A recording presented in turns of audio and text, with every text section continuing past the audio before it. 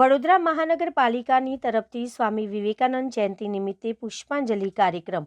વડોદરા મહાનગરપાલિકા દ્વારા સ્વામી વિવેકાનંદની જન્મજયંતિના અવસરે શહેરમાં સ્થિત તેમની પ્રતિમાને પુષ્પાંજલિ અર્પણ કરવાના કાર્યક્રમનું આયોજન કરવામાં આવ્યું હતું. માનનીય મેયર શ્રીમતી પિંકીબેન સોનીએ સ્વામી વિવેકાનંદની પ્રતિમાને પુષ્પાંજલિ આપી અને તેમના તેજસ્વી જીવન પ્રવાહ તથા દેશ સમાજ માટે કરેલા અમૂલ્ય કાર્યોને યાદ કર્યા હતા.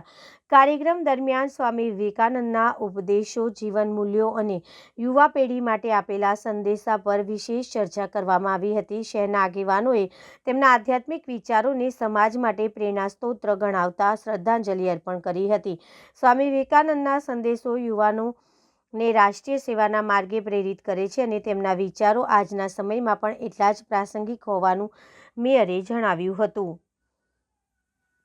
ચિર યુવા અસ્તિત્વ, જેમના વિચારો આજે પણ સમગ્ર વિશ્વમાં એટલા જ અસરકારક છે એવા સ્વામી વિવેકાનંદજી, ઉઠો, જાગો અને ધ્યેય પ્રાપ્તિ સુધી મંડ્યા રહો, આ સૂત્ર જેમણે સમગ્ર વિશ્વને આપ્યું અને આપણને સૌને પોતાની અંદર રહેલી અપરિમિત શક્તિઓને ઓળખવા માટેનું પણ તેમના દ્વારા જણાવવામાં આવ્યું હતું.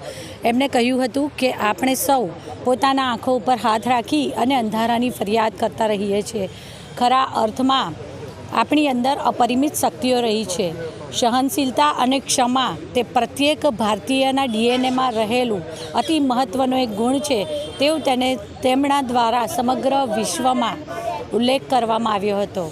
આદરણીય વડાપ્રધાન શ્રી નરેન્દ્રભાઈ મોદીજી અત્યારે લોકશાહીના 4 પિલર નારી, યુવા, કિસાન અને ગરીબ, આ 4 પિલર ઉપર વિકસિત ભારત 2047નું એટલે કે 2047માં આઝાદીના 100મા વર્ષે જે વિકસિત ભારતનું સ્વપ્ન જોઈ રહ્યા છે, આ સ્વપ્નના મૂળ વિચાર એ સ્વામી વિવેકાનંદજીનો પોતાનો વિચાર હતો. તેમના જ વિચારોને એમણે આચરણમાં મૂક્યા છે. ત્યારે હું આજે સ્વામી વિવેકાનંદજીની જન્મ જયંતિ અવસર પર સમગ્ર યુવા શક્તિના પ્રેરણા સ્ત્રોત અને વિશ્વમાં ભારત આજે યુવા દેશ તરીકે ઓળખ પ્રાપ્ત કરી ચૂક્યો છે, ત્યારે હું આજના આ દિવસે સૌને ખૂબ ખૂબ શુભેચ્છાઓ પાઠવું છું. વડોદરા મહાનગરપાલિકા દ્વારા પ્રતિવર્ષ બદામડી બાગ ખાતે આવેલ શ્રી સ્વામી વિવેકાનંદજીની પ્રતિમાને પુષ્પાંજલિ અર્પણ કરવાના કાર્યક્રમનું આયોજન કરવામાં આવતું હોય છે, જેમાં આજરોજ ભારતીય જનતા પાર્ટી શહેર અધ્યક્ષ શ્રી ડૉક્ટર જયપ્રકાશભાઈ, ધારાસભ્ય શ્રી કેયુરભાઈ રોકડિયા, સ્ટેન્ડિંગ સમિતિના ચેરમેન શ્રી ડૉક્ટર શીતલ મિસ્ત્રી, ડેપ્યુટી મેયર શ્રી ચિરાગભાઈ, મારા સૌ સાથી સભાસદોશ્રીઓ અને સૌએ સાથે મળી અને તેમની પ્રતિમાને પુષ્પાંજલિ અર્પણ કરી, હૃદયાંજલિ અર્પણ કરી. આભાર. 1863 કલકત્તામાં વિશ્વનાથ દત્ત વકીલ પિતા અને ધર્મપરાયણ માતા ભુવનેશ્વરીના સંતાન એવા શ્રી વિવેકાનંદજી નાનપણથી જ ખૂબ વિચક્ષણ બુદ્ધિના હતા. પિતા તરફથી બૌદ્ધિક અને તાર્કિક વારસો, માતા તરફથી મળેલા ધાર્મિક વારસાના આધારે તેમનો જે ઉછેર થયો અને શાળામાંથી જ જ્યારે ભણતા ત્યારે જ એમના ટીચરો પણ પ્રભાવિત થાય એટલી વિચક્ષણ બુદ્ધિ, પ્રખર યાદશક્તિ અને દરેક વસ્તુ લોજિકથી વિચારવાની એમની શક્તિ, ખૂબ નિર્ભય વ્યક્તિત્વ અને ધીરે ધીરે આર્ટ્સમાં ભણવાનું ચાલુ કર્યું. 1881માં રામકૃષ્ણ પરમહંસના પરિચયમાં આવતા ઈશ્વર શું છે જાણવાનો પ્રયત્ન કરતા એમનામાં વૈરાગ્યના ભાવ જાગ્યા. પોતે ભ્રમણ કરતા સાધુ બન્યા ને વિવેકાનંદ તરીકે ઓળખાયા. નાનપણનું નામ નરેન્દ્રનાથ હતું અને જ્યારે સાધુ બન્યા, દીક્ષા લીધી અને ભગવાવસ્થો ધારણ કર્યા પછી વિવેકાનંદ બનીને આખા ભારતભરનો પ્રવાસ કર્યો. ઉત્તર ભારત, મધ્ય ભારત, દક્ષિણ ભારત અને કન્યાકુમારીના વિવેકાનંદ રોક ખાતે એમને વિચાર આવ્યો કે ભારતની પ્રજામાં જે ગરીબી છે, જે પ્રજાનું શોષણ થઈ રહ્યું છે અને નિર્બળ છે પ્રજા, ત્યારે એ સશક્ત બને અને ભારતની જે વૈચારિક વિરાસત છે, ભારતની જે ધાર્મિક વિરાસત છે એને દુનિયા સુધી પહોંચાડ્યું છે. ભારત પરમ વૈભવના શિખરે પહોંચે, ભારત માતા કી જયનો નારો બુલંદ થાય એ માટે પ્રયત્ન કરવો છે.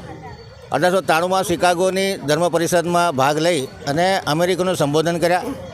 ત્યાંનું મીડિયા અને જે ધાર્મિક ગુરુ હતા એઓ પણ તેમના વક્તવ્યથી પ્રભાવિત થયા. ભારતની જે સહિષ્ણુતા છે, ભારતના જે વેદાંતના સિદ્ધાંતો છે, યોગના સિદ્ધાંતો છે, એમણે અમેરિકા, ઇંગ્લેન્ડ, યુરોપમાં પ્રચલિત કર્યા.